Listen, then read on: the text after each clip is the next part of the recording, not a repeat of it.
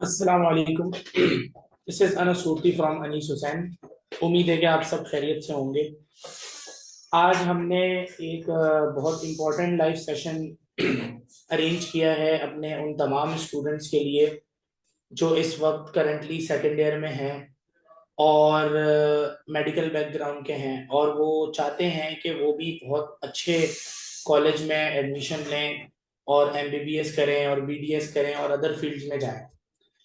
और इस तरह की जो नॉलेज होती है वो जब हम टीचर्स प्रोवाइड करते हैं तो बच्चों को वो बात भी बहुत अच्छे से समझ में आती है। लेकिन जब इस तरह की इंफॉर्मेशन जो एमडी कैट से रिलेटेड हो या मेडिकल कॉलेजेस से रिलेटेड हो या किसी जो है वो बच्चे की अपना पर्सनल एक्सपीरियंस हो तो जब वो शेयर किया जाता है तो उसका बड़ा इम्पैक्ट होता है। तो बिल्कुल इसी सिलसिले में हमने अपने स्टूडेंट्स के लिए एक फर्स्ट हैंड नॉलेज प्रोवाइड करने के लिए हमने ये जो सेशन अरेंज किया है। इसमें हमारी अनीस हुसैन की लास्ट ईयर की बहुत ही होनहार तालिबा हमारे साथ मौजूद हैं। मैं उनको बहुत जल्द इंट्रोड्यूस भी कराता हूँ और उनको यहाँ पे आपके सामने प्रेजेंट करने का पर्पस यही है कि आपको एक प्रॉपर गाइडेंस मिले रिगार्डिंग एमडी कैट प्रिपरेशन और किस तरह इंटरमीडिएट को लेकर और एमडी कैट को लेकर साथ साथ चला जा सकता है और किस किस तरह के इश्यूज का एक बच्चे को सामना करना पड़ता है जब वो एमडी कैट के लिए अपने आप को प्रिपेयर कर रहा होता है।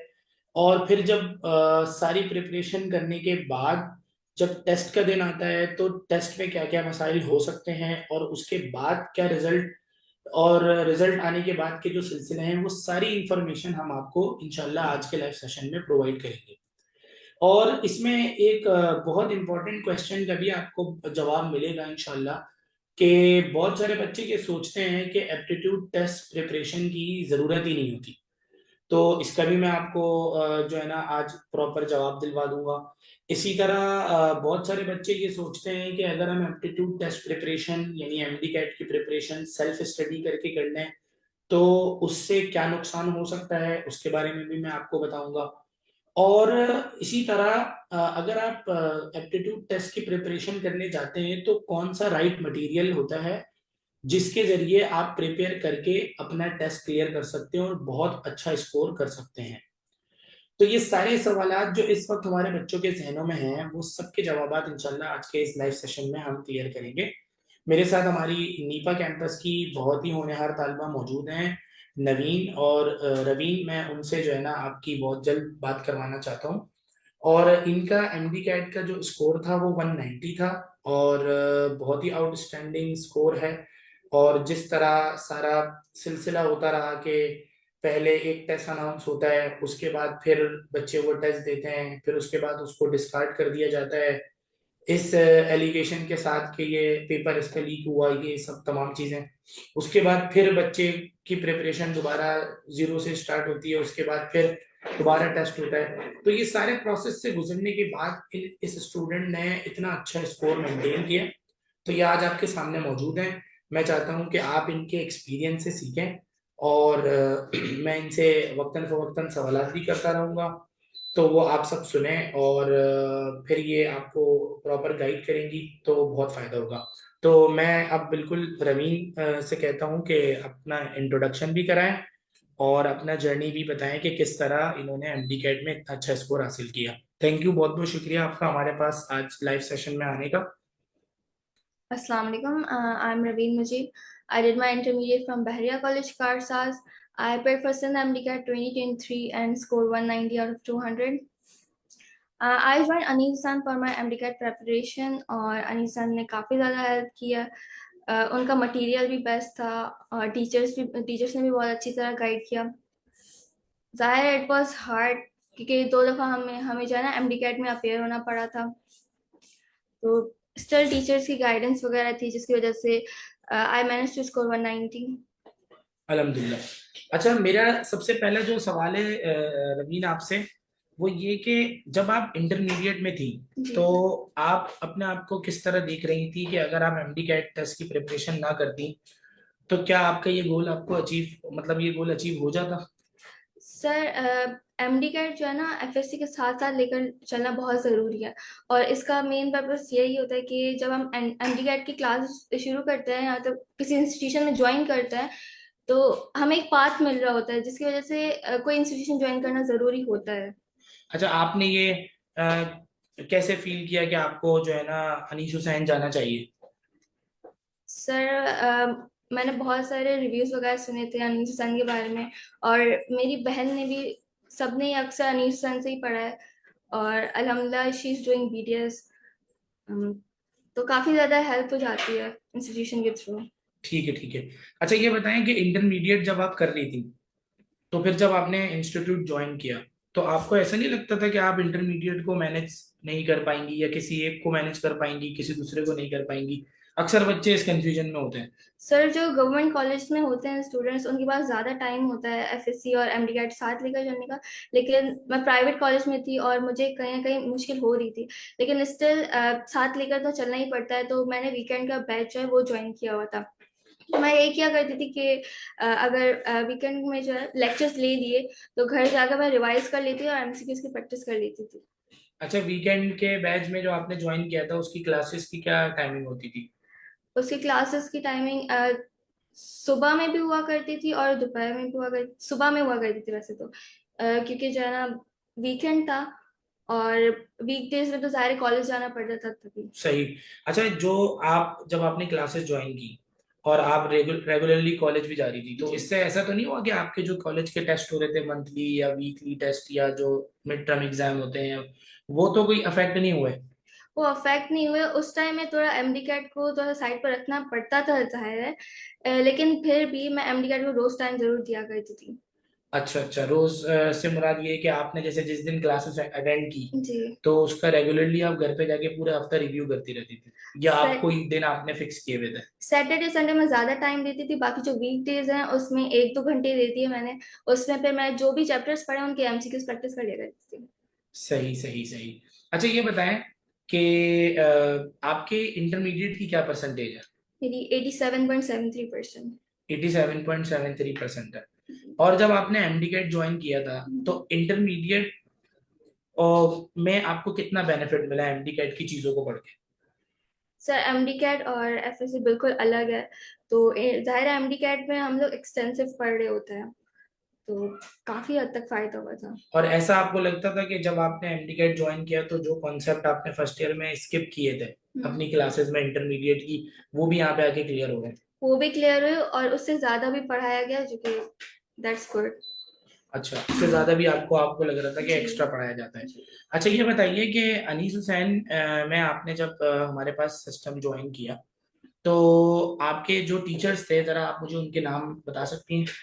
बायोलॉजी डॉक्टर मास, केमिस्ट्री सर फैजान, और फिजिक्स सर राहत। सही सही। आप, मैं आपसे ये पूछना चाहता हूँ कि इस वक्त करंटली जो स्टूडेंट है ना हमारे पास जो इंटरमीडिएट में है, वो ये अक्सर सवाल करते हैं कि सर केमिस्ट्री के लिहाज से अगर हम प्रिपरेशन करना चाहें तो हमें किन किन एरियाज को फोकस करना होता है? अक्सर बच्चे ये पूछते रहते हैं कि सर क्या केमिस्ट्री में हमें ऑर्गेनिक पे फोकस करना चाहिए या इनऑर्गेनिक पे, या इसी तरह फर्स्ट ईयर में जो फिजिकल केमिस्ट्री होती है उस पे? तो ये सारी बातें भी जरा आप मुझे बताइएगा कि किस तरह जो है ना केमिस्ट्री को आप लेके चल रही थी। सर, फोकस तो ऑर्गेनिक इनऑर्गेनिक और सब पर करना पड़ता है, इसलिए क्योंकि जब जेएसएमयू का पेपर हुआ था तो उसमें जो है ऑर्गेनिक ज़्यादा आई हुई थी, जबकि डाउ का पेपर था तो उसमें इनऑर्गेनिक ज़्यादा आई हुई थी। तो हमें कोई आइडिया नहीं होता, दोनों को टेस्ट करना पड़ता है। फर्स्ट ईयर का ये कि उस पर बुक रीडिंग ज़्यादा से ज़्यादा की जाए, और न्यूमेरिकल्स जो है वो इतने बड़े नहीं होते, वो शॉर्ट न्यूमेरिकल्स होते हैं, उनकी ईजिली प्रैक्टिस की जा सकती है। मैं आपसे ये सवाल करना चाहता हूँ कि केमिस्ट्री की जो फर्स्ट ईयर की किताब है उसमें कुछ चैप्टर्स में काफी ज्यादा न्यूमेरिकल है, हम्म। तो काफी ज्यादा न्यूमेरिकल है तो आपने बहुत ज्यादा फोकस उन पे किया था या आपका ज्यादा फोकस थ्योरेटिकल लर्निंग पे था? सर टीचर्स ने जो है ना ऑलरेडी शॉर्ट ट्रिक्स बताई हुई थी, तो उसकी वजह से इजीली प्रिपरेशन हो गई थी। और पेपर के टाइम पे आपको न्यूमेरिकल ज्यादा मिले या थ्योरी ज्यादा मिली? न्यूमेरिकल्स तो कम थे, रिएक्शन ज्यादा मिले थे उस टाइम। अच्छा, न्यूमेरिकल्स कम थे और हाँ, रिएक्शन ज्यादा मिले थे, यानी थ्योरी भी और थी। थ्योरी। थ्योरी भी थी। वो डिपेंड कर रहा था कि जेएसएनयू में अलग था कि थ्योरी भी थी और रिएक्शन ज्यादा आए हुए थे, बाकी डाउ में तो वही थ्योरी आई हुई थी ज्यादा। ठीक है ठीक है, यानी आप ये, अच्छा, और फिर जब आपने पास पेपर जो हमने प्रोवाइड किए उसके हिसाब से अगर आप फॉलो करते हुए चले तो आपको क्या लगता है कि न्यूमेरिकल का वेटेज ज्यादा होता है या थ्योरी का? न्यूमेरिकल्स का थ्योरी का ज्यादा होता है वैसे तो। थ्योरी का ज्यादा होता है, यानी एक कंफ्यूजन जो बच्चों के हम्म। जहन में होती है कि केमिस्ट्री सब्जेक्ट में न्यूमेरिकल भी आ सकते हैं, तो वो अच्छा। कंफ्यूजन इतनी होनी नहीं चाहिए। जी। सही सही। अच्छा, आप मुझे जरा फिजिक्स के बारे में भी आप गाइड करें कि फिजिक्स में क्या लगता है आपको कि फर्स्ट ईयर फिजिक्स पे ज्यादा तवज्जो दी जाए या सेकेंड ईयर फिजिक्स पे ज्यादा तवज्जो दी जाए? दोनों पर ही, लेकिन जो ज्यादा मसला आता है वो फॉर्मूलाज पर आ रहा होता है कि फॉर्मूलाज हम लोग अक्सर याद करते हैं फिर बोलते हैं कि भूल गए हम लोग। उसका मेन रीजन ये होता है कि हम लोग फॉर्मूलाज तो याद कर लेते हैं, लेकिन उनको अप्लाई नहीं किया हुआ होता है न्यूमेरिकल्स वगैरह में। तो उसकी प्रैक्टिस की जा सकती है, और फॉर्मूलाज अगर हम कहीं एक जगह लिख कर कहीं लगा भी दें तो इंटेंशनली अनइंटेंशनली हमारा रिविजन होता रहेगा साथ साथ उसका। यानी आपका जो स्टडी का तरीका ये था कि आपने एक फॉर्मूलाज की पूरी शीट बना के अपने पास हाँ, लगाई हुई थी, केमिकल रिएक्शंस की भी। केमिकल रिएक्शंस की जी। भी, यानी ये दोनों फिजिक्स और केमिस्ट्री दोनों जी। के लिए आपने ये काम किया हुआ था जी। ताकि आपकी बार बार नजर पड़ती रहे। हाँ। अच्छा अच्छा, और इसके अलावा और क्या फिजिक्स के अंदर ऐसा होता है कि जो बच्चों को आप बताएं जिसके जरिए वो और अच्छे तरीके से फिजिक्स को एनहांस करें? फिजिक्स के थ्योरी भी ज्यादा आती है, तो थ्योरी में तो छोटी छोटी चीजें तो पता ही होनी चाहिए, जैसे डेफिनेशंस हो गई, फॉर्मूलाज हो गए, यूनिट्स हो गए, ये अक्सर पूछे जा सकता है। बाकी न्यूमेरिकल्स की भी प्रैक्टिस की जाए। इसके अलावा जो है लेक्चर्स जो आपको पढ़ाए जा रहे हैं उन पर ज्यादा ज्यादा फोकस करें। अच्छा, ये बताएं कि जब आप यहाँ पे हमारे पास क्लासेस लेती थी जी। तो आपको क्लासेस में जब लेक्चर टीचर डिलीवर करते थे तो उसमें यकीनन कुछ नया सीखने का मिलता जी। होगा। बहुत सारी ऐसी चीजें होती होंगी जो आपने इंटर में बिल्कुल सिरे से पढ़ी नहीं थी, ऐसे ही होता है। जी होता है। और फिर जब आपने उनको सीखा, फिर आपने उनकी जब प्रैक्टिस की हमारी बुक से। अच्छा, ये बताएं कि प्रैक्टिस मटेरियल के हवाले से भी जरा बताएं कि जो मटेरियल अनीस हुसैन प्रोवाइड करता है अपने स्टूडेंट्स को उसकी क्या क्रेडिबिलिटी है, उसके हवाले से भी आप एक एक करके मुझे जरा बताइए, केमिस्ट्री में भी बताइए, फिजिक्स में भी बताइए। असल में जो है अभी जो है प्रोविंशियल लेवल पर टेस्ट होने लगा है, तो हम लोग बुक रीडिंग वगैरह पर ज्यादा ध्यान दे रहे होते हैं, लेकिन हमें कोई आइडिया नहीं होता कि आगे को कौन सा क्वेश्चन आने वाला है। तो अनीस हुसैन की जो बुक्स थी उनकी खास बात यही है कि वो सारे के सारे जो प्रोविंसेस है उन सबके मटेरियल को कंसाइज करके बनाया गया है। तो हम लोग प्रोविंशियल लेवल की जो बुक्स है वो पढ़ने के बाद अनीस हुसैन की बुक पढ़ने तो बहुत ज्यादा फायदा हो सकता है। अच्छा, यानी और उसमें चैप्टर के शुरू में समरी भी होती है? समरी भी होती है, प्लस एमसीक्यूज भी बहुत बेनिफिशियल रहता है। सही सही। अच्छा, अगर आपको सपोज करें कि लर्निंग प्रोसेस में कोई एमसीक्यू में मसला आता है हम्म। तो आपके पास क्या मैकेनिज्म होता था? आप अपने टीचर के पास क्लास के बाद पूछती थी या आप व्हाट्सएप पे टीचर से पूछती थी या आप कोई लाइव डिस्कशन क्लास लेती थी? क्या आपके पास फॉर्मेट था? मैं क्लास के बाद टीचर्स के पास भी जाती थी, बाकी उनको व्हाट्सएप के थ्रू भी मैसेज करती थी, और they were always available for us. अच्छा, क्लास के बाद भी वो टाइम निकाल के जवाब जी। दे रहे जी। होते थे और व्हाट्सएप पे भी? जी। सही सही।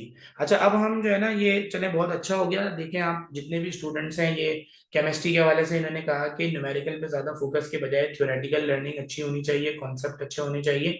और ये कह रही थी कि जेएसएमयू के जो पहला टेस्ट हुआ था उसमें रिएक्शंस बहुत ज्यादा थे, तो यानी आप ऑर्गेनिक केमिस्ट्री के रिएक्शंस को इग्नोर ना करें। मतलब आप उसको सही से तैयार करें कि कुछ भी हो सकता है। सेकंड टेस्ट में आप कह रही हैं कि ज्यादा रिएक्शंस नहीं आए थे, थ्योरी ज्यादा ही थी थ्योरी ज्यादा आई उसमें। थी, जी। रिएक्शंस कम आए थे। और फिजिक्स में न्यूमेरिकल और थ्योरी दोनों साथ साथ न्यूमेरिकल्स चलेंगे, हाँ दोनों साथ साथ उसको चले आप थे। मतलब बिल्कुल साइड पे नहीं लगा नहीं सकते। कर सकते। सही सही। अच्छा, बायोलॉजी के हवाले से बच्चों को जरा बताएं कि किस लेवल पे जाके बायोलॉजी पूछी जाती है, और बायोलॉजी जो इंटरमीडिएट की है और जो एप्टीट्यूड में पढ़ाई जाती है उनमें क्या फर्क है, और किस तरह के सवाल आपने देखे पेपर में? बायोलॉजी जो है वो बुक से ही आई थी ज्यादा से ज्यादा। इसके अलावा आउट ऑफ सिलेबस क्वेश्चंस भी आए थे जो कि बॉटनी पार्ट था। और एप्टीट्यूड में जो मुझे बायो जो है मैंने वो डॉक्टर मार्क्स ने जो भी लेक्चर्स दिए थे उन्हीं को फॉलो किया था, उसके अलावा बुक को फॉलो किया था बस। यानी जो सिंध बोर्ड की फर्स्ट ईयर और सेकंड ईयर की किताब है, जी। और जो बुक्स चेंज हुई है वो ज्यादा हेल्पफुल है या पुरानी वाली बुक्स? न्यू बुक ज्यादा हेल्पफुल है। सही सही। और साथ में डॉक्टर माज आपके टीचर थे बायोलॉजी हाँ के, तो उनके लेक्चर आपने गो थ्रू किए जी, थे। उन्होंने जो भी पढ़ाया वो स्टिल काम आ रहा है मेड स्कूल में भी। मेड स्कूल में भी आपकी जी क्लासेस स्टार्ट हो गई जी हैं? सर। तो अभी मतलब आपको ये कैसे लग रहा है कि उन्होंने जो कुछ पढ़ाया, यानी वो चीजें रिपीट हो रही हैं? रिपीट भी हो रही हैं और हम जो है ना खुद को पीछे नहीं समझ रहे, जिन स्टूडेंट्स को एक्स्ट्रा नॉलेज है हम उन्हीं के साथ हैं। अच्छा, जिन आपके साथ जो क्लास में कुछ बच्चे ऐसे हैं जिनको एक्स्ट्रा नॉलेज है, तो हम्म, आपको बिल्कुल उनके साथ ही अपना जी लेवल नजर आ रहा है जी कि बिल्कुल। सही सही से। और ये सारी बातें आपने एप्टीट्यूड क्लासेस में सीखी, जी सर, यानी वो जो बियॉन्ड एमडी कैट नॉलेज है वो भी थोड़ी थोड़ी वो भी साथ मेरे साथ साथ बच्चों को साथ। दे रहे होते हैं। ठीक ठीक ठीक। अच्छा, ये बताइएगा कि फर्स्ट ईयर बायोलॉजी ज्यादा टफ होती है, second year biology? First year. First year ज्यादा टफ जी। होती है। और ये जो आपने आउट ऑफ द सिलेबस की बात की, एक हम्म खतरा बच्चों को हमेशा ये रहता है कि हमने जो एमडी कैट के सिलेबस से तैयारी की उससे सवाल आएगा या नहीं आएगा। तो हम्म आउट ऑफ द सिलेबस का क्या आपके पास हल था? मतलब आपने पहले जेएसएनयू का टेस्ट दिया, हम्म। वो सिलेबस से था। जी सिलेबस का है। फिर जब डॉ का टेस्ट दिया, हम्म। तो वो सिलेबस, उसमें कुछ सवाल कुछ आउट थे, सवाल आउट थे। लेकिन उनके जवाब आपको आते थे। आते थे। तो आप मुझे बताएं ना कि एक बच्चे को आप क्या सजेस्ट करेंगे कि कितना कॉम्प्रिहेंसिव होकर वो तैयारी करे कि आउट ऑफ द सिलेबस भी है तो वो उसको हम्म। हल कर ले? सर एक तो ये कि हम लोग फर्स्ट या सेकंड ईयर पढ़ ही रहे होते हैं, ऐसा नहीं होता कि हम लोग स्किप करके आते हैं। तो वही पूरी बुक्स हम लोग पढ़ रहे होते हैं, बॉटनी पार्ट हो या जोलॉजी पार्ट हो। तो जाहिर है आइडिया रहता है, आप खुद ही आइडिया रहता है कि हमने ये एटलीस्ट पढ़ा था फर्स्ट ईयर या सेकंड ईयर में। फिर जब आउट ऑफ सिलेबस क्वेश्चन आ जाते हैं तो उसके लिए यही है कि पहले तो आप प्रायोरिटाइज अपने सिलेबस को करें, लेकिन ऐसा है कि आउट ऑफ सिलेबस भी रीडिंग एटलीस्ट कर लें। यानी बुक से रीडिंग कर ले। जी। सही सही सही। अच्छा, बायोलॉजी के एमसीक्यूज के हम्म। हवाले से भी जरा गाइड कीजिएगा कि जो किताब आपको दी गई थी अनीस सैन की तरफ से, उसमें एमसीक्यू के क्या लेवल था? वो बहुत ज्यादा डिफिकल्ट थे या आपके लेवल के एमडी कैट के हिसाब से थे, क्या थे? उसमें जो है बुक लाइंस भी थी, तो उनकी भी अच्छी प्रैक्टिस हो गई। उसके अलावा जो कंसेप्चुअल एमसीक्यूज थे उनकी भी, उनके उन दोनों के पोर्शंस बने हुए थे। अच्छा, तो बुक दो। में पोर्शंस हैं? जी, बुक लाइंस के और कंसेप्चुअल एमसीक्यूज के। इसी तरह फिजिक्स में और इसी तरह केमिस्ट्री जी में भी यही है? जी, बुक लाइंस भी हैं और एक्स्ट्रा एमसीक्यूज भी हैं कि अच्छी प्रैक्टिस हो जाए। अच्छा, इनके अलावा हम्म बच्चे पूछते हैं, अक्सर ये सवाल होता है कि सर हमने ना अपने जो हमें नोट्स इंस्टीट्यूट ने प्रोवाइड किए हम्म वो हमने कवर कर लिए, हम्म। उसके अलावा और मजीद कहाँ से प्रैक्टिस करनी चाहिए तीनों सब्जेक्ट के हवाले से? सर एक तो अनीस सर की जो बुकलेट है वो बहुत हेल्पफुल है। उसके अलावा यहाँ पे जो लेक्चर्स प्रोवाइड किए जाते हैं और अपनी बुक फॉलो कर लें, ये चीज़ें काफ़ी है। ये हम लोग जितना ज़्यादा एक्सटेंड करते जाएंगे ना चीज़ें, वो अपने लिए मुश्किल होगी। सही सही। यानी आप कह रही हैं कि आप जितना ज्यादा, यानी ज्यादा ज्यादा हाँ हासिल करने के लिए बहुत ज्यादा डायमेंशन से बाहर हो जाएंगे, जी। वो आपके लिए मुश्किलात होंगी। हम्म, यानी यानी अननेसेसरी क्वेश्चन फिर आप याद कर रहे होंगे, उनके हाँ, जवाब तलाश कर रहे होंगे उन खुद ही चीजों में, कंफ्यूज हो रहे होंगे फिर खुद ही एक्स्ट्रा कंफ्यूज के हो लिए। होंगे। अच्छा, मुझे एक बात बताइएगा कि ये तो चले आपने मुझे पूरा प्रोसेस तैयारी के हवाले से हम्म बताया, मुझे ये बताइए कि टेस्टिंग किस तरह आपने अपनी की? यानी आपने एक चीज प्रिपेयर कर ली, हम्म, फिर टेस्ट का क्या मैकेनिज्म होता था? एक तो इंस्टीट्यूट भी टेस्ट लेता है, जी। तो इंस्टीट्यूट के टेस्ट फॉर्मेट भी आप जरा बच्चों को बताइए। और आपने उन टेस्ट से क्या क्या सीखा, क्या क्या गलतियां हुई जो आपने बाद में दुरुस्त की, कौन सी ऐसी चीजें थी जो आपके पेपर में भी आपके आई जो आपने टेस्ट में अटेम्प्ट की थी, ये जरा खुल के बताइए कि क्या था। एक तो मॉक टेस्ट जो है ना वो बहुत इंपॉर्टेंट होता है एमटी कैट से पहले, इसलिए क्योंकि टाइम मैनेजमेंट का पता चल जाता है। इवन यहाँ पर बबल शीट भी होती है, तो उस पर मार्क करने का आइडिया हो जाता है कि इतने टाइम में ये चीज़ें कवर करनी है। तो यहाँ पर मैंने आकर मॉक टेस्ट अटेम्प्ट किए थे। इसके अलावा जो है बाकी chapter wise test chapter wise test भी जो हुए थे। ऑनलाइन, ऑनलाइन हुए थे वो। और जी टॉपिक वाइज चैप्टर वाइज, वो सारे आपने गूगल फॉर्म पे अटेम्प्ट किए हैं? जी किए थे। और जो फिजिकल मॉक टेस्ट होते हैं 200 नंबर वाला जो पेपर होता है, वो आपने यहाँ पे ऑन कैंपस दिया ऑन था? कैंपस किया था, तो उससे जो है ना टाइम मैनेजमेंट का आइडिया हो गया था। सही सही सही। अच्छा, मुझे एक बात बताएं कि आपके फर्स्ट एमडी कैट का क्या स्कोर था? 175। फर्स्ट एमडी कैट में आपका 175 जी, स्कोर था, और उस स्कोर के आने के बाद आपकी क्या मतलब सोच थी कि क्या आपको मेरिट पे एडमिशन मिल जाएगा? मुझे लग रहा था मिल जाएगा या तो जेएसएमयू में या फिर डाउ में। अच्छा लग रहा था। हाँ। फिर जब इन्होंने उसको डिस्कार्ड करने का कहा तो हम्म, आप काफी परेशान होंगी, तो उस सिचुएशन में आपके इंस्टीट्यूट ने क्या आपको हेल्प आउट किया? जी बिल्कुल। हम लोग बहुत ज़्यादा कंफ्यूज थे कि अब क्या करना चाहिए, और ऑथेंटिक न्यूज़ भी नहीं आ रही थी, कोई र्यूमर्स आ रहे थे इतने ज़्यादा, उसमें और ज़्यादा हम लोग उलझ रहे थे। लेकिन जो है सर अकरम जो उन्होंने टाइम टू टाइम हमें ऑथेंटिक न्यूज़ भी प्रोवाइड की और बिल्कुल काम डाउन भी कर दिया। तो अनीस सर ने फिर से रिवीजन क्लासेस स्टार्ट कर दी थी। जो कि काफी इंस्टीट्यूशंस नहीं करते, वो लोग छोड़ देते हैं ऑब्वियसली। तो अनीस सर ने यहाँ पर बुलाया, अभी मॉक टेस्ट भी फिर से लिए, तो एक और दफा प्रॉपरली हमारा माइंड सेट बन गया कि एटलीस्ट अब सेकंड टाइम भी एमडी कैट में अपियर होना है। सही सही। अच्छा, जब सेकंड टाइम आपने एमडी कैट का टेस्ट दिया और आउट ऑफ द सिलेबस सवाल भी आपने देखे, तो पहले टेस्ट और दूसरे टेस्ट में अगर कंपैरिजन किया जाए तो ज्यादा बैलेंस टेस्ट कौन सा था? बैलेंस टेस्ट जेएसएमयू का था, लेकिन दाव का भी इजी था। क्योंकि आपका उसमें अच्छा स्कोर आ गया। हाँ। सही सही सही। और अच्छा स्कोर तो फिर जब 190 स्कोर आया तो फिर तो आपको बिल्कुल ही श्योर हो गया कि इंशाल्लाह आपको इस पे इंशाल्लाह हो एडमिशन जाएगा। हो जाएगा, क्योंकि आपके पास परसेंटेज का भी जी। एक है। अच्छा, ये बताएं कि इंटर का अभी रिसेंटली रिजल्ट आया है, फर्स्ट हम्म। ईयर का, आपने भी सुना होगा, काफी जी। यानी लो परसेंटेज है ओवरऑल पासिंग। तो वो जो बच्चे जो इस वक्त यूं समझ लें कि 70 to 80 के दरमियान फर्स्ट ईयर की परसेंटेज लेके बैठे हुए हैं, तो क्या वो इस उम्मीद के साथ आगे बढ़े कि उनका एमडी कैट में अच्छा स्कोर आके वो क्लियर कर लेंगे और मेरिट तक पहुंच जाएंगे? हो सकता है, क्योंकि उनके पास एक पूरा चांस है एमडी कैट का। एमडी कैट 50% काउंट किया जाता है, तो अगर उनकी 70s या 80s में भी हैं तो स्टिल वो मैनेज कर सकते हैं कि एमडी कैट में उनका अच्छा स्कोर आ सके। अच्छा, बिल्कुल आप कह रही हैं कि उन बच्चों के लिए भरपूर उम्मीद है कि जी। वो एमडी कैट में 50% चूंकि उसका वेटेज लिया जाता है तो उसके जरिए वो आगे आ सकते हैं। अच्छा, मुझे एक बात बताइए, आपने अनीस हुसैन ज्वाइन कब किया, कौन से मंथ में? मैंने अक्टूबर में किया था, तो वो शुरू की क्लासेस हो रही थी, तो तभी मैंने ज्वाइन कर लिया था शुरू में ही। अब ये एक कंफ्यूजन होती है बच्चों को, बार बार पूछते रहते हैं कि सर राइट टाइम क्या होता है एप्टीट्यूड प्रिपरेशन का ना, कि अभी तो हम सेकेंड ईयर कर रहे हैं, तो अब हम पेपर के बाद कोई अगर एडमिशन ले तो उसके लिए कोई यूजफुल है ये प्रिपरेशन, थोड़ी यानी मुश्किल हो एग्जाम के जाती बाद? है, थोड़ी मुश्किल हो जाती है, लेकिन बेटर ये है कि आप शुरू से ज्वाइन कर लें। अच्छा, शुरू से हम ज्वाइन, हाँ। मतलब बच्चे ज्वाइन कर लें। जी। सही सही सही। अच्छा, ये भी मुझे बताइएगा कि आपने इंस्टीट्यूट में जब ज्वाइन किया था और आपके टीचर्स ने, तो इन जितने भी आपके सब्जेक्ट टीचर्स थे उनमें सबसे बेस्ट टीचर आपको कौन से लगे, मतलब क्या कौन से ऐसे टीचर थे जिनका आप बोलेंगे कि काबिले जिक्र टीचर है? वैसे तो डॉक्टर सारे ही मास। अच्छे थे, डॉक्टर मास। जी। अच्छा, डॉक्टर मास की क्या स्पेशल जो है ना लर्निंग प्रोसेस होता था जो आपको बड़ा ऐसा लगा कि भाई बहुत आउट ऑफ द वे? एक तो वो सिलेबस से भी पढ़ा रहे होते थे, लेकिन उनकी ये खासियत है वो एक्सटेंसिव पढ़ा रहे होते हैं। बायो जितनी एक्सटेंसिव पढ़ी जाए ना उतनी ज़्यादा इंटरेस्टिंग भी लगती है। इसके अलावा वो जो है ना, क्लास का माहौल भी अच्छा हुआ करता था, हंसी मजाक भी किया करते थे, तो तभी। सही सही। अच्छा, ये तीनों सब्जेक्ट में आप टॉप प्रायोरिटी बायो को इसलिए देती होंगी क्योंकि 68 नंबर उसका वेटेज था। जी सर। उसके बाद फिर फिजिक्स और हम्म। केमिस्ट्री, और जो लॉजिकल रीजनिंग है उसके कितने क्वेश्चन हैं टेस्ट में? 6 नंबर के सवाल जी, आते हैं। 6 नंबर तो के। उसके हवाले से क्या प्रिपरेशन आपने की थी?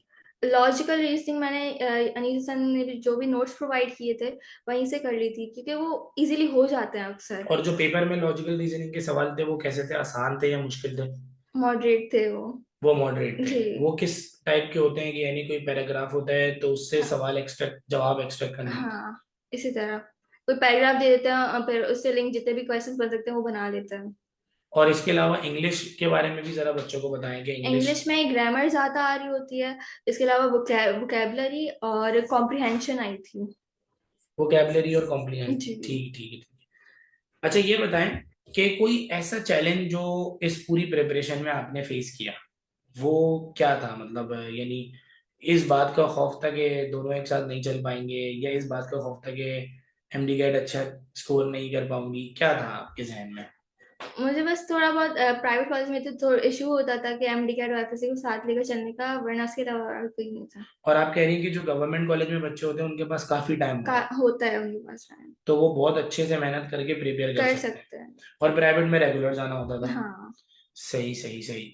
अच्छा, मुझे एक बात और भी पूछनी है, हमारे पास इस वक्त बहुत सारे ऐसे बच्चे हैं जो फर्स्ट ईयर और सेकेंड ईयर में अपने जो पूरी लर्निंग है उस पर ज्यादा तवज्जो नहीं देते, हम्म। यानी वो अपने कॉन्सेप्ट बिल्डिंग नहीं करते हैं, हम्म। क्लासेस स्किप करते हैं या कोई भी वजह है, तो यानी या फिर ऐसे बोर्ड से एडमिशन देते हैं जहाँ से इतनी प्रिपरेशन पे फोकस नहीं होती, तो क्या उनको एमडी कैट में ज्यादा परेशानी होगी? होगी जरूर, क्योंकि एमडी कैट जो है ना, ज्यादा से ज्यादा एफएससी भी आ रहा होता है। आपको जो है ना अपने एफएससी के कॉन्सेप्ट बिल्ड करने पड़ेंगे और प्रैक्टिस करनी पड़ेगी, क्योंकि अगर उसके कॉन्सेप्ट्स नहीं बने होंगे तो एमडी कैट में डेफिनेटली मुश्किल होगी। अच्छा, यानी बिल्कुल ये एक दोनों साथ साथ। लेकर चलें जी। सही सही। और सबसे ज्यादा चैलेंजिंग सब्जेक्ट इस पूरी प्रिपरेशन में कौन सा होता था? फिजिक्स। फिजिक्स होता था? क्योंकि फिजिक्स? मैं जो है ना फिजिक्स में थोड़ी वीक थी। अच्छा, शुरू से। तो लेकिन स्टिल मेरा स्कोर अच्छा आ जाता है, चाहे एफएससी हो या फिर एमडी कैट हो। तो फिर ये फिर आप वीक तो हुई नहीं, फिर तो इसका मतलब आपकी तैयारी अच्छी होती थी। वो करनी पड़ती थी ना। अच्छा, तैयारी करनी करनी पड़ती पड़ती थी, थी सही इसलिए। सही। अच्छा, ये बताएं कि किस हद तक प्रैक्टिस की जाए, मैक्सिमम? मतलब ज्यादा से ज्यादा आप बुक के एमसीक्यू सॉल्व करें, टेस्ट अटेम्प्ट करें, तो तब आपकी लर्निंग अच्छी होती है, ऐसे ही? जी। या आप चीजों को एब्जॉर्ब करते रहें और टेस्ट ना करें अपने आप को? हम पहले जो है ना, जो आपके वीक सब्जेक्ट्स हैं उनको उठा लें, क्योंकि उनको ज़्यादा से ज़्यादा टाइम दें। अगर आपके जो जिनकी अच्छी प्रिपरेशन है, तो उनमें तो एटलीस्ट मार्क्स अच्छे आ जाएंगे, लेकिन जो वीक सब्जेक्ट्स में आओगे अगर आपको गिरा दिया तो फिर। वीक सब्जेक्ट में पॉसिबल बच्चों का क्या अलग अलग, यानी जैसे आपका फिजिक्स था, कुछ का केमिस्ट्री होता है? केमिस्ट्री होता है। सही सही सही। अच्छा, किसी और स्पेसिफिक सब्जेक्ट के हवाले से और फर्दर कोई अपने हिसाब से आप गाइड करना चाहें बच्चों को कि बायो में इन एरियाज में बच्चों को ज़्यादा फोकस करना चाहिए? मिसाल के तौर पे क्रोमोसोम्स एंड डीएनए, या कोई भी ऐसा टॉपिक, मुझे तो खैर नहीं पता, लेकिन फिर भी आप ज़्यादा बेहतर जानती हैं, तो जहाँ बायोएनर्जेटिक्स जो हाँ। है ना, उसमें सबको बहुत ज़्यादा मुश्किल हो रही होती है। कौन से दोबारा? बायोएनर्जेटिक्स में। बायो एनर्जेटिक्स में जी। क्या मसला आता है बच्चों को उसमें? उसमें जो है ना, कंसेप्ट से बन नहीं पाते। कॉन्सेप्ट बन नहीं बन पाते? नहीं पाते। जी। यानी क्यों बन नहीं पाते? उसमें बहुत डाइवर्सिफिकेशन है, क्या हम्म कह सकती हैं आप? इसमें पूरे जो प्रोसेस वगैरह होता है वो, जैसे क्रैप साइकिल हो गई या फिर जितने भी सारे प्रोसेस हैं, वो दिमाग में नहीं बैठ पाते कि हो क्या रहा है असल में। तो उसके लिए भी डॉक्टर मार्क ने बहुत अच्छी तरह पढ़ाया था। तो काफी ज्यादा हेल्प हो गई थी, फिर उसके साथ एमसीक्यूज जितने हो सकते वो फिर वो सॉल्व कर लिया।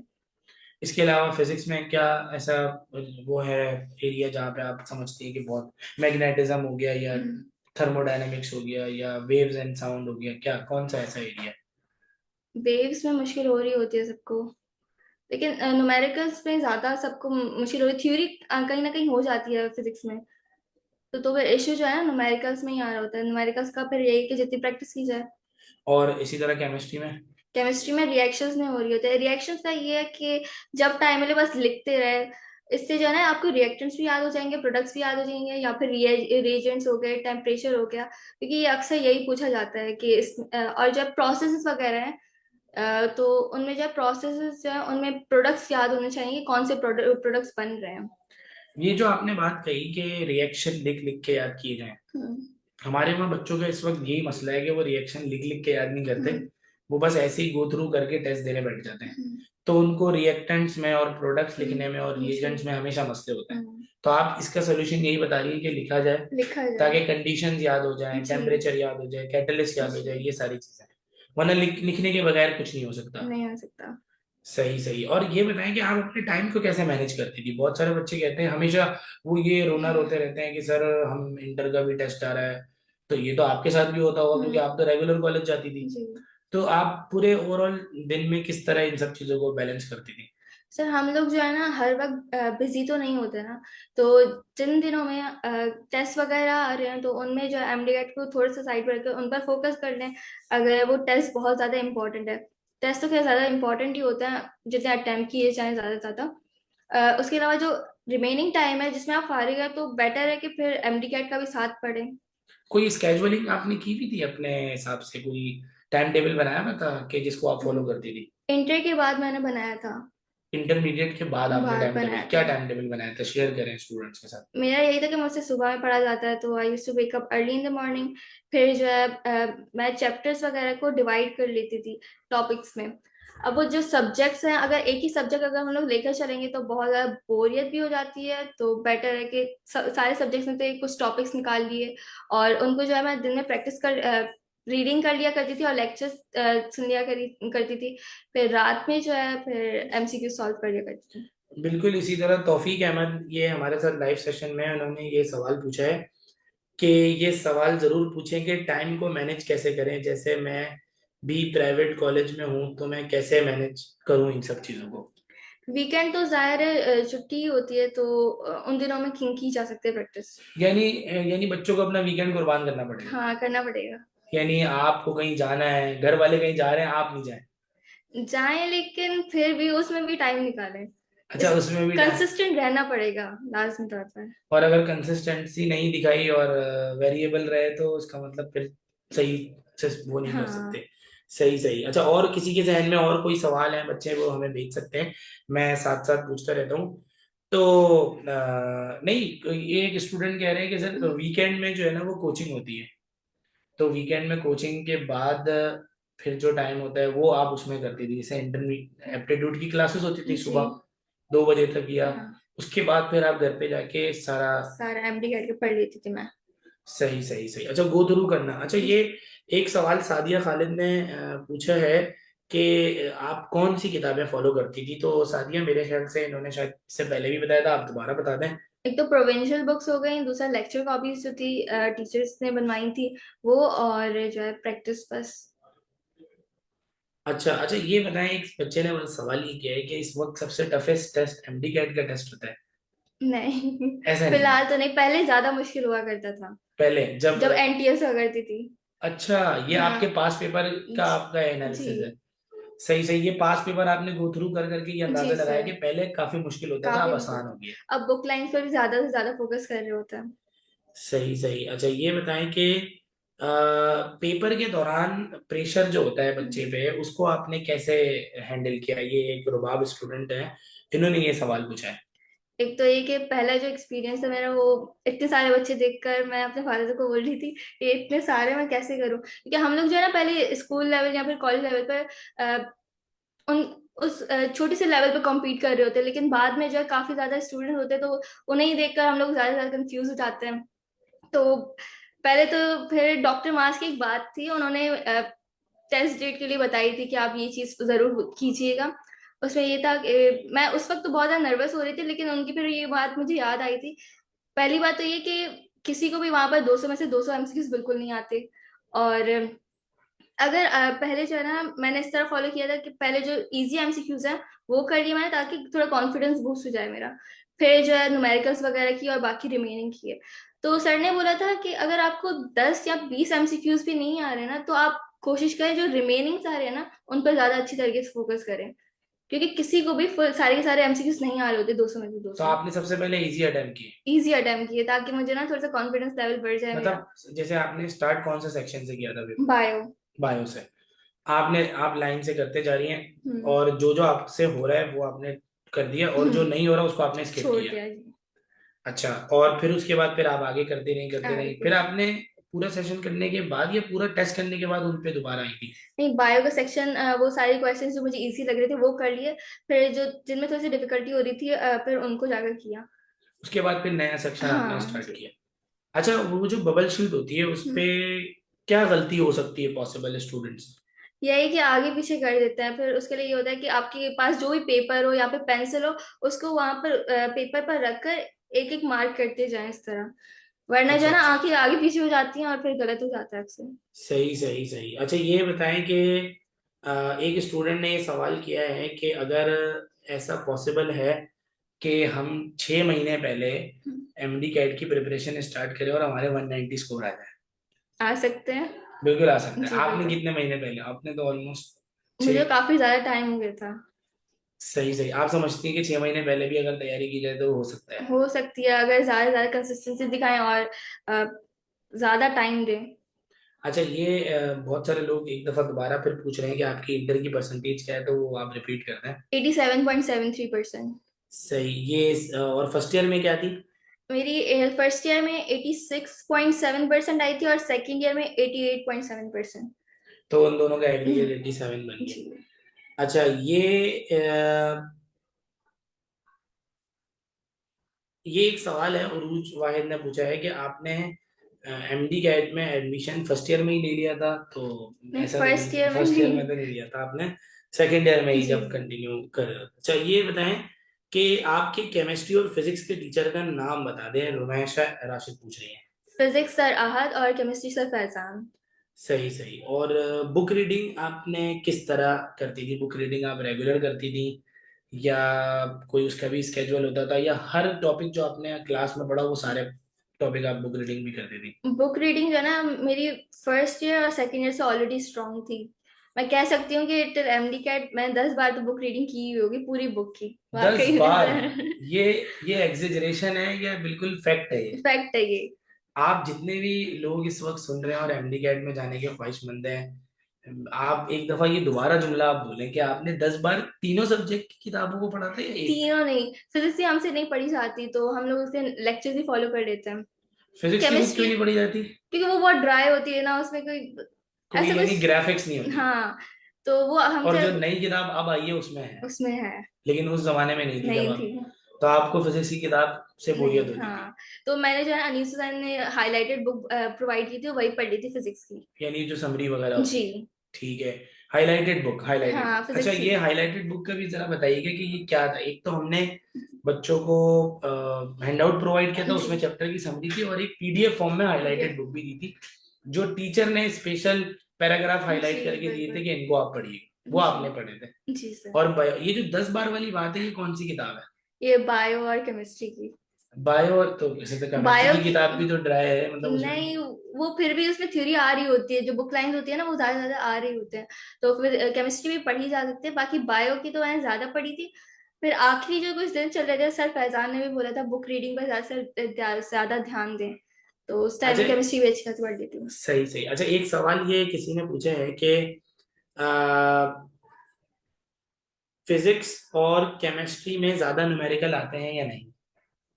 डिपेंड करता है, हर साल डिपेंड करता है, क्योंकि जैसे मैं जिक्र किया जेएसएमयू में न्यूमेरिकल्स आ गए थे, और डाउ में थोड़े कम आए थे, फिर भी थ्योरी ज्यादा आई थी।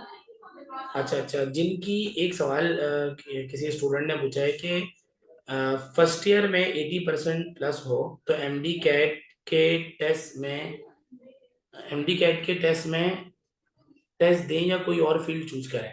अगर 80+ परसेंटेज हो किसी स्टूडेंट की फर्स्ट ईयर में, तो वो एमबीबीएस और बीडीएस कर सकते कर हैं। सकता है बिल्कुल 80+ हाँ, परसेंटेज के क्योंकि साथ। सेकेंड ईयर तो स्टिल आपकी परसेंटेज तो नहीं आई ना, और सेकेंड ईयर में हाई चांसेस होते हैं अक्सर कि परसेंटेज बढ़ जाए। अच्छा, हाँ, मैंने ज्यादा सुना चांसेस है होते हैं? जी, ज्यादा चांसेस होते जैसे हैं। आपकी भी बढ़ मेरी गई भी इंक्रीज परसेंटेज? हुई थी। अच्छा, एक सवाल एक स्टूडेंट ने बड़ा ही अच्छा सवाल पूछा है। वो सवाल ये पूछा है कि ये जो आउट ऑफ द सिलेबस सवाल होते हैं, हम्म। ये एमडी कैट की कोर्स आउटलाइन के जो चैप्टर थे, उनमें से भी कुछ टॉपिक से आए थे या बिल्कुल ही अलग सवाल थे? वो इस तरह की थी कि आउट ऑफ सिलेबस थे, लेकिन वो डेफिनेशंस वगैरह आ गई थी, जो कि हम लोग कॉमनली फर्स्ट या सेकेंड ईयर में पढ़ रहे होते हैं। सही सही। अच्छा, ये बताया आपने नम्स का टेस्ट दिया था? एक स्टूडेंट ने ये सवाल किया है। नम्स का मैंने टेस्ट दिए थे जितने भी बीच में आए थे, ताकि प्रेशर में भी ज्यादा ज्यादा तैयारी हो सके। नम्स के टेस्ट के हवाले से भी जरा बच्चों को आगाही दें कि क्या था टेस्ट, और एमडी कैट का टेस्ट और उसका जो लेवल होता है वो मैच करता था या अलग अलग था, क्या था? टीचर्स जो है यहाँ पे, उन्होंने नम्स की भी साथ साथ तैयारी करवाई थी। जैसे हम लोग फिजिक्स पढ़ रहे होते थे तो सर साथ साथ बताते जाते थे कि ये न्यूमेरिकल्स वगैरह हैं, यहाँ पे ये एमसीक्यूज है, नम्स में भी आ रहे होते हैं। तो लेक्चर्स के थ्रू यहाँ पर नम्स की भी तैयारी हो रही थी, और अगर किसी को फिर भी अच्छी तरह तैयारी करनी है और नम्स पर ज्यादा फोकस करना है, तो वो फेडरल की बुक्स फॉलो कर लें। आपका नम्स का स्कोर क्या था? मेरा एग्री के मेरा नम्स का इसको 80 बना था, 100 में से 80। 80%? अच्छा अच्छा, 100 100 में में से से? 80 जी। सही सही। और उस में आपको किसी यूनिवर्सिटी में कोई लिस्ट में आपका नाम आया है? मैंने चेक नहीं किया था, लेकिन मेरा एग्रीगेट जो है ना वो 84% बना था। अच्छा, आपने चेक ही नहीं क्योंकि आपको डॉग डाउ में भी थी जी। की तरफ से हो गया था। अच्छा, ये जो कुछ बच्चे आगा खान का भी टेस्ट देते हैं, हम्म। तो आगा खान में के टेस्ट में आपने आगा खान के लिए प्रिपेयर ही नहीं किया शुरू से? नहीं, मैंने दिया था, लेकिन जो है ना एक होता है ना कि टेस्ट देना है और इसमें हो जाए नहीं हो, तो मेरा इस तरह नहीं था, वो मैंने अपनी तैयारी के लिए दिया था टेस्ट। अच्छा अच्छा, ये बताएं कि अ, ये पूछ रहे हैं कि अनीस हुसैन की बुक्स के अलावा और हम्म। कोई बुक्स, यानी जैसे फेडरल बोर्ड की बुक हो हम्म। गई और पंजाब बोर्ड की बुक हो गई, ये पढ़नी चाहिए आपने सूबे से हट की जो किताबें हैं? नहीं, अपनी प्रोविंशियल बुक्स को देख लें और अनीस हुसैन की जो बुक्स हैं, वो वैसे ही सारे प्रोविंसेस को जो मटेरियल उनको कंसाइज करके बनाया गया है, तो वो मोर देन इनफ है। अच्छा, एमसीक्यूज के बारे में आपने क्या बताया था कि आपने अनीस हुसैन के टेस्ट के एमसीक्यू हम सॉल्व किए थे मॉक टेस्ट और जो थे। मॉक टेस्ट के किए थे और जो बुक के जी एमसीक्यूज थे जी। वो किए थे, और क्लासेस में जो लेक्चर के हाँ, साथ साथ जो टीचर बच्चों टीचर्स को बता बता रहे रहे होते हैं। होते हैं। अच्छा, ये भाई बहुत एक कॉमन सवाल है कि आपने सेकेंड ईयर को एमडी कैट के साथ कैसे मैनेज किया। आपने इसके बारे में पहले भी बताया था, आप दोबारा बता दें ताकि हमारे ऑडियंस एक दफा दोबारा सुन लें कि आपने कैसे मैनेज किया इन दोनों को। मैंने जो है ना अनीसुल में वीकेंड बैच बैच जो है ना वो ज्वाइन किया हुआ था। अब वीकडेज में जो है प्राइवेट कॉलेज है तो जाना पड़ता था रोज। तो फिर भी मैं रोज जो है एमडी कैट के लिए 1-2 घंटे निकाल लेती थी। उसमें जो भी चैप्टर्स पढ़े होते थे उनके एमसीक्यूज प्रैक्टिस कर लेती थी, क्योंकि एमसीक्यूज की जितनी प्रैक्टिस की जाए वो कम ही है। फिर जो वीकेंड है उसमें लेक्चर्स भी लेती थी ऑन कैंपस आकर, इसके अलावा घर जाकर उनको रिवाइज करना और फिर प्रैक्टिस करना। अच्छा ये बताएं कि कुछ बच्चे इस वक्त ये भी परेशान हैं कि एमबीबीएस और बीडीएस के अलावा और क्या ऑप्शन है। डीपीटी फार्म डी इसके ज्वाइन कर अलावा सकते हैं। इसके अलावा साइकोलॉजी हो गया, हाँ, माइक। रेडियोलॉजी, सारी फील्ड्स हैं इस पे। अच्छा, और सेकेंड ईयर में जो है ना वो किस तरह ऐसा पढ़ा जाए कि 80 अबव परसेंटेज आ जाए, ये भी एक सवाल है क्योंकि बच्चों की फर्स्ट ईयर में जो कि परसेंटेज कम आई है तो वो ये सोच रहे हैं कि अगर हम और मेहनत कर लें पहले से हटकर तो किस लिहाज से मेहनत की जाए, क्या ऐसा किया जाए कि बोर्ड वाले जो है ना नंबर दे दें। एक तो सब सेम मटेरियल लिख रहे होते हैं, तो अगर आपका थोड़ा चेंज होगा वो टीचर को अट्रैक्टिव भी लगेगा और मार्क्स भी मिल सकते हैं। जैसे बायो है, उसमें हम लोग अक्सर चीजें लिख रहे होते हैं, तो अगर आखिर में हम लोग फ्लो चार्ट्स बना दें तो वो एक अच्छा सा इम्प्रेशन पड़ सकता है। और उर्दू में भी यही है कि अ, जितनी ज्यादा अशार डाले जाएं, ये सारी चीजें during the FSc teachers guide कर रहे होते हैं, तो इनमें भी इजीली मार्क्स मिल जाते हैं। सही सही, यानी आप कह रही है कि जो जिस लिहाज से नॉर्मल पैटर्न पे लिखा हम्म, जा रहा होता है उससे थोड़ा हटके। हट के, जिससे टीचर भी अट्रैक्ट हो कि बच्चे ने कुछ नया तो लिखा है। आप क्या मतलब हटके लिखने में क्या हेडिंग एक्स्ट्रा डालती थी या उसको, हेडिंग्स डाल लेना या फिर फ्लो चार्ट्स बना लेना, अपनी डायग्राम्स को इम्प्रूव कर लेना। और राइटिंग राइटिंग नॉर्मल में राइटिंग जी। को इम्प्रूव करना है तो उस सूरत में जो है ना आप समझती हैं कि नंबर ज्यादा अच्छे आ सकते हैं जी। सेकेंड ईयर में। अच्छा ये बताइए कि इंग्लिश के सवालात के बारे में पूछा गया है कि वो पास पेपर जैसे थे या डिफिकल्ट थे। सर मैंने जो डाउ में देखा था वो एक कॉम्प्रिहेंशन थी, मुझे याद नहीं आ रहा लेकिन मैंने प्रैक्टिस की थी, वो रिपीट हुई थी। तो पास पेपर्स बहुत मैटर करते हैं। अच्छा, पास पेपर का ही वो सवालों जी। दो वालों ने जी। उठाया हुआ था। अच्छा आफान में तो टेस्ट में ये हुआ था कि पूरा एक पेपर रिपीट हो हाँ, गया था। और इत्तेफाकन मैंने वही यूट्यूब से जाकर देखा था अच्छा पूरा, वो, और अच्छा मेरा पूरा, पूरा बेस्ट गया था। सही सही। अच्छा वो जो पास पेपर हमने भी बच्चों को प्रोवाइड किए थे हाँ, उसमें वो एक पेपर वही था, जी जी। लेकिन जब जो आफान का दोबारा टेस्ट हुआ था वो भी आपने दिया था। जी दिया था। सही सही, उसमें फिर उन्होंने थोड़ा सा हाँ, टफनेस बहुत लेवल टफ। बढ़ा दिया था फिजिक्स में। ठीक ठीक ठीक। अच्छा ये एक सवाल पूछ रहे हैं कि बायोटेक्नोलॉजी के क्या स्कोप है, फर्दर बता दें, लेकिन आप तो एमबीबीएस में आइडिया हैं, नहीं है जी आपको बिल्कुल। आइडिया नहीं है। अच्छा एमबीबीएस की अभी चूंकि बहुत इनिशियल क्लासेस चल रही है हम्म। तो मुश्किल तो नहीं है पढ़ाई कोई। अभी जो है हम लोग बुक्स वगैरह देख रहे हैं कि कौन सी हमारे लिए बेटर रहेंगी, और we are just trying to adjust ourselves into a complete new environment. तो अच्छा ये बताएं कि एक बच्चे ने सवाल किया है कि फिजिक्स में जो न्यूमेरिकल होते हैं, आपने कई कई बार कहा कि न्यूमेरिकल आने चाहिए, तो बगैर कैलकुलेटर के कैसे न्यूमेरिकल को सॉल्व किया जाए।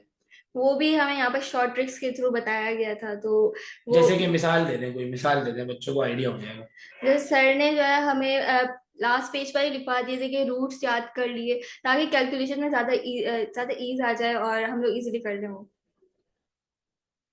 अच्छा हाँ, एक सवाल है कि आप सिंध बोर्ड से हैं तो जी जी बिल्कुल, इन्होंने इंटरमीडिएट हम्म। सिंध बोर्ड से ही किया है। और ये बताएं कि आपको इतना तो पता होगा कि जब आपका 190 स्कोर आया था हम्म। तो पूरे कराची शहर में 190 स्कोरर और थे बच्चे। जी सर, अनीस से ही थे। मैंने देखा था अनीस के भी 3-4 बच्चों का आया था। सही, और ये जो स्कोर है इससे ऊपर भी कोई स्कोर था। मैक्स 194 गया है शायद। मैक्सिमम हाँ, मैक्सिमम पूरे सिंध में। पूरे सिंध में तो 198 गया है। पूरे सिंध में 198 भी है और जी, कराची शहर में 194 मैक्सिमम 194 भी है। गया है जी। तो आप वो खुश नसीब थी जो 190 पे थी। जी। सही सही, मतलब लोग अक्सर ये परेशान होते हैं कि इतना अच्छा स्कोर कैसे आ जाता है। तो आपने जैसे बताया कि पेपर हम्म। में आपने पहले वो सवाल करने हैं जो आसान होते हैं, हम्म। फिर जो मुश्किल है उनको छोड़ दें, फिर आसान आसान करते जाएं। हाँ, तो ऐसे टोटल नंबर ऑफ क्वेश्चन ऐसे कितने होंगे जो आपको लग रहे होंगे यार मैंने बाद में अटेम्प्ट किए मुश्किल की वजह से। 10 to 15। और आपकी तैयारी भरपूर थी तब मैंने जाके। पहले बिल्कुल वो किए थे कि 100% आ रहा था कि ये मुझे एग्जैक्टली कंफर्म है कि ये मुझे आता है, ताकि जो है ना मेरा कॉन्फिडेंस भी बढ़ जाए। और अक्सर बच्चे क्या करते हैं कि पहले ही अगर शुरू के एमसीक्यूज नहीं आ रहे, वहीं पर उनका कॉन्फिडेंस लूज हो जाता है कि यार ये शुरू का नहीं हो रहा, बाद का क्या होगा। तो बस खुद पर डिपेंड करता है, खुद के माइंडसेट को सही करना पड़ता है कि क्वेश्चंस वगैरह शुरू में इजी सॉल्व अच्छा, करके। एक सवाल बहुत ही कॉमन जो पूछा जाता है, क्योंकि इंटरमीडिएट बैकग्राउंड के लोग जो है ना हमेशा यही फोकस कर रहे होते हैं कि यार ये चीज पास पेपर में हम्म। आई थी, तो बोर्ड के पेपर में इस साल ये सवाल आएगा। हम्म। तो एमडी कैट में ऐसा होता है कि पास पेपर की चीजें रिपीट होती हैं? हाँ, हो जाती हैं। हो जाती हैं, हो जैसे जाती आपने हैं। इंग्लिश का पैराग्राफ का बताया। जी। लेकिन जो कोर सब्जेक्ट है उनकी मैं बात कर रहा हूँ, उनमें भी हो जाती हैं। उनमें भी हो जाती है। आपके जो जो टेस्ट थे दोनों, उनमें कुछ ऐसा लगता था कि पास पेपर से कोई रेलेवेंस है उनकी? माइटोकॉन्ड्रिया का जो कॉमनली आ जाता है, क्या आप माइटोकॉन्ड्रिया। इसको जरा तेज बोल दें बच्चों को? एक माइटोकॉन्ड्रिया का कॉमनली आ जाता है, mitochondria is the power house of cell. अच्छा, ये बायोलॉजी से रिलेटेड है। हाँ। सही इसके सही। अलावा भी बहुत आ जाते हैं। पास पेपर्स तभी बोल रही हूँ कि ज्यादा से ज्यादा अटेम्प्ट करें। अच्छा, ये एक सवाल पूछा हुआ है कि आपने फर्स्ट ईयर में अपनी स्टडीज को कितना टाइम दिया? पूरा पूरा दिन दिया? हाँ। मतलब आपने फोकस ये कर लिया था कि भाई पढ़ना जो है ना बस? हाँ, कंसिस्टेंसी आपको 9 से दिखानी पड़ती है, क्योंकि 9 matric first year second year इन सब का जो है, इन सबको मिलाकर एग्रीगेट काउंट किया जाता है एमडीकेट में। सही सही। अच्छा, ये बताएं कि ये भी कोई ऐसी कोई आवाज मतलब बात चल रही है मार्केट में कि एमडी कैट का एक पेपर एक साल मुश्किल होता है और एक साल आसान होता है? ऐसा तो कुछ भी नहीं नहीं, है। ऐसा तो नहीं होता। मतलब लास्ट ईयर भी इजी आया था फिर भी। आसान पेपर था, जी। कुछ भी हो सकता है। हाँ, कुछ भी हो सकता है। बस वही प्रॉब्लम ज्यादा आउट ऑफ सिलेबस में आ अच्छा। जाती है। अच्छा, ये जब रिकंडक्ट का हम्म। फैसला हुआ तो आप क्या सोच रही थी? आप तो बिल्कुल ना उम्मीद हो गई होंगी एकदम। हमें यही बताया जा रहा था कि 99% नहीं होगा। तो जो 1% है ना, वो हो गया कि 99% टीचर सब बोल रहे थे कि नहीं होगा टेस्ट, लेकिन स्टिल हो गया। तो जाहिर है माइंड के अगेंस्ट जाकर फिर पढ़ाई करनी पड़ रही थी। अच्छा अच्छा भाई, जब रिकंडक्ट की इस तरह की न्यूज़ आई ना, तो हमने काफ़ी इस पे रेजिस्ट भी किया। हम्म। क्योंकि हमारे सामने बच्चों के स्कोर्स थे जिन्होंने बहुत मेहनत करके बहुत अच्छे अच्छे स्कोर हासिल किए थे। और हम तो बिल्कुल भी नहीं चाहते थे कि उनके रिजल्ट इस तरह डिस्कार्ड कर दी जाए। इस पे हमने बतौर इंस्टीट्यूशन हर सतह पे आवाज़ भी उठाई। हमने हर टेस्ट में जब जब बेकायदगियाँ हुई हैं, तो हमने हर सतह पे जाके आवाज़ उठाई, चाहे उसमें गवर्नर हाउस ही क्यों ना जाना पड़े, वजीर सेहत के पास क्यों ना जाना पड़े, और बड़े बड़े सियासी सतह के लोगों हो गए या समाजी लोग हो गए, उनको साथ मिला के हम एक कंबाइन एफर्ट करते थे। इनफैक्ट हम प्रेस क्लब पे भी जाते थे, एहतजाजी मुजाहरों में शरीक होते थे। कई दफ़ा थ्रेट्स भी आती रही, लेकिन हम ये अपनी इखलाकी जिम्मेदारी समझते हैं कि हम अगर बच्चों को प्रिपेयर कर रहे हैं, हमारा वैसे तो कोई फ़र्ज़ नहीं है, लेकिन हम ये समझते हैं कि नहीं, हमें अपने बच्चों को हर लिहाज से सपोर्ट करना चाहिए। क्योंकि ना, मतलब हेल्पलेस लोग हैं अभी। आप देखें इस वक्त जितने भी इंटरमीडिएट में बच्चे हैं जो जिन्होंने अच्छी मेहनत की और उनकी परसेंटेज नहीं आ पाई, तो वो एक तरह से हेल्पलेस है। उनकी आवाज़ में आवाज़ मिलाने के लिए कोई भी साथ में नहीं है। लेकिन हम अपने एमडी कैट के बच्चों को कभी भी अकेला नहीं छोड़ते, और इस बात की गवाह शायद जी। रवीन भी होंगी कि सर अकरम खान हमेशा आगे बढ़ बढ़कर अपने वॉइस हम्म। नोट के जरिए भी मोटिवेट करते थे और हर सतह पे मीटिंग में भी शामिल होते थे, ताकि ये मसले ना हो। लेकिन बहरहाल हमारे वहाँ बहुत अलग अलग फैक्टर हैं, इन्फ्लुएंसेस हैं, पॉलिटिकल इन्फ्लुएंस भी है। हर लिहाज से चीज़ें जो इन्होंने सोचा हुआ होता है वैसे ही हो रही होती है। तो एक सवाल ये कि इंटर में 84% इनफ है? इंटर में जी सर, इनफ है। 84? एमडी कैट का स्कोर थोड़ा हाई अचीव करना पड़ेगा। 84% लाने के बाद भी एमडी कैट में? एमडी अच्छा, कैट सपोज करना करें एक पड़ेगा। केस मैं आपको देता हूँ, मिसाल के तौर पे एक बच्ची है, उसके हम्म। 78% है सर। ओवरऑल। तो उसको एमडी कैट में क्या स्कोर करना चाहिए कि उसकी चारों मेडिकल कॉलेज में से किसी एक कॉलेज में एडमिशन हो जाए उसको? 175 अबव, 180s में हो तो बहुत ज्यादा सेफ साइड पर है। और जितनी आपकी परसेंटेज अंडर की अच्छी होगी, उतना आपको यहाँ से बेनिफिट मिलता बेनिफिट रहेगा। मिलेगा जी। मिसाल के तौर पे किसी की 83 है, 84 हम्म। जैसे एक सवाल है, तो हाँ। आपने क्या बोला 84 वाले को? 84 की 170s में होगा तो इजीली हो जाएगा। 170s में हो? अच्छा, हम्म। इस डॉ की जो प्रोसेस होता है हम्म। एडमिशन का, वो कोई डिफिकल्ट प्रोसेस होता है? उसके लिए कोई फॉर्म वगैरह भरना होता है? उसके लिए गाइडेंस? वो अनीस हसन वालों ने प्रोवाइड की थी वीडियोस बनाकर, तो वो अच्छा, इजीली हो गया था। उसमें कोई ऐसी कोई मुश्किल चीज नहीं है? नहीं। सही सही। अच्छा, वैसे आपको क्लोजिंग परसेंटेज याद है डॉ की इस साल की? 88.1%। 88.1% पे जी। डॉ क्लोज हो क्लोज हो गई। चुकी थी जी। सारी एमबीबीएस की जो हाँ। मेरिट सीट्स हैं। और अच्छा, एक सवाल जो है ना, किसी ने पूछा है कि आपने कोई यूट्यूब चैनल एमडी कैट की प्रिपरेशन के लिए फॉलो किया था या नहीं? आखिरी के दिनों में किया था रिवीजन के लिए। लेकिन आपने क्लासेस में जब यहाँ हाँ, पे पढ़ लिया था क्योंकि तो? यहाँ पर जो है अनीसा सर वालों ने रिकॉर्डेड क्लासेस भी प्रोवाइड की थी, तो अगर हेल्प चाहिए थी तो हम लोग वो भी देख लेते थे। ठीक है, ठीक है। अच्छा, मुझे बहुत अच्छा लगा, आपने सारी बातें बहुत तफसील से बताई। और आप एक अपने आने वाले स्टूडेंट्स को क्या नसीहत करेंगी कि एमडी कैट की प्रिपरेशन उनको ज़रूरी करनी चाहिए, इस लिहाज से भी करें, एक एडवाइस दें, और उसका सही वक्त क्या है वो भी एडवाइस दें, और अपनी जो पढ़ाई कर रहे हैं उस लिहाज से भी एडवाइस दें कि अपनी डायमेंशन को कैसे सही रखें वो, ताकि वो दोनों जगहों पे वो कामयाब हो सकें। ये एक मैं चाहता हूँ आप नसीहत दें अपनी। एक तो ये कि अपने जो एफएससी के कंसेप्ट हैं वो बिल्ड करें अच्छी तरह से, क्योंकि एफएससी अगर आपके एफएससी कंसेप्ट बिल्ड करें तो एमडीकैट में अच्छी खासी हेल्प हो जाती है। बाकी स्टे कंसिस्टेंट। और एफएससी के कॉन्सेप्ट पे आपने काफी जोर दिया है। जी, इसके अलावा एमडीकैट की प्रिपरेशन शुरू से ही स्टार्ट कर दे तो ज़्यादा बेनिफिशियल रहेगा, क्योंकि एट द एंड जब एमडीकैट करीब होगा तो आपकी अच्छी खासी प्रैक्टिस भी हुई होगी और कंसेप्ट भी बने हुए होंगे। सही, सही, सही। अच्छा, आपका जो हमारे वहाँ इंस्टीट्यूट में जो इन्वायरमेंट था ओवरऑल, वो कैसा था, इसके बारे में भी जरा बताइएगा। फ्रेंडली इन्वायरमेंट था, टीचर्स भी बहुत ज़्यादा अच्छे थे, और एडमिन स्टाफ स्टाफ भी जो है ना बहुत ज़्यादा कोऑपरेटिव था। और सपोर्ट हर लिहाज से आपको हर थी कि लिहाज अगर से कोई थी। इशू होता था तो आप, जी, और इसी तरह आपको काउंसलिंग वक्तन फवक्तन और होती अपडेट रहती थी। मिलती रहती थी। अच्छा, इन इन अपडेट्स में जब फॉर्म आते थे वो भी पता लग जाता था, और जी, कोई नई डेवलपमेंट हो रही जी थी सर। वो भी? ठीक है, ठीक है। तो भाई आप ने जितने भी लोग हैं इस वक्त जो हमारे साथ लाइव मौजूद हैं और जो बाद में इस प्रोग्राम को, इस सेशन को देखेंगे, तो उनको काफ़ी हद तक आपको इन्फॉर्मेशन मिलेगी प्रिपरेशन के हवाले से भी, और जो बच्चों के जहनों में सवालात होते हैं कि क्या सही है क्या गलत है, कहाँ पे प्रिपरेशन करनी चाहिए, उस लिहाज से भी आपको गाइडेंस मिलेगी। और मैं उम्मीद करता हूँ कि आपके लिए ये सेशन बहुत हेल्पफुल होगा, और अपनी अपनी कीमती जो ओपिनियन है वो हमसे ज़रूर शेयर कीजिएगा कमेंट सेक्शन में। और अगर आपके जहन में कोई फर्दर सवाल भी है तो हम वक्तन फ़वक्तन आपके इन सवालात के जवाबात के लिए हम अपने हाई अचीवर बच्चों को आपके सामने प्रेजेंट करके उनसे ये सेशन करवाते रहेंगे। खुदा पाक आपका हमेशा हामी और नासिर रहे। अल्लाह ताला आपको खुशियों से नवाजे, कामयाबियों से नवाजे। जितने भी स्टूडेंट्स इस वक्त हमारे साथ मौजूद हैं, सबके अच्छे ग्रेड्स भी आ जाए और अच्छे कॉलेजेस में एडमिशन भी हो जाए। बहुत बहुत शुक्रिया एक दफ़ा फिर। अस्सलाम वालेकुम।